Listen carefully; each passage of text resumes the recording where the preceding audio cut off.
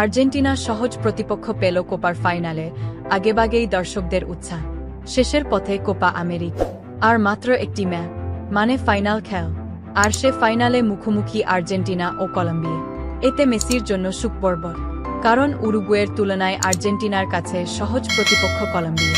জানা যায়, এবারের কোপা আমেরিকায় দুর্দান্ত খেলছে আর্জেন্টিনা। টুর্নামেন্টে এখনও পর্যন্ত অপরাজিত আছে বিশ্ব চ্যাম্পিয়নরা। সেমিফাইনালে গতকাল কানাডাকে হারিয়ে টানা দ্বিতীয়বারের মতো এ প্রতিযোগিতার ফাইনাল নিশ্চিত করেছে লিওনেল স্কালোনির শিষ্যরা। এবার আলবিসেলেস্তেদের লক্ষ্য শিরোপা নিশ্চিত কর।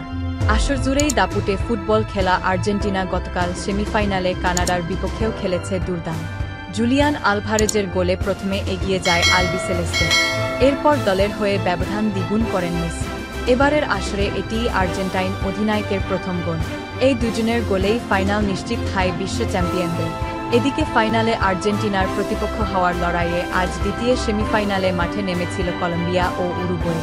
এবারের আসরে মার্সেলো বিয়েলসার অধীনে দুর্দান্ত ফুটবল খেলেছে উরুগুয়ে। গ্রুপ পর্ব থেকেই দাপুটে ফুটবলের পসরা সাজিয়ে সেমিতে জায়গা করে নেয় দল।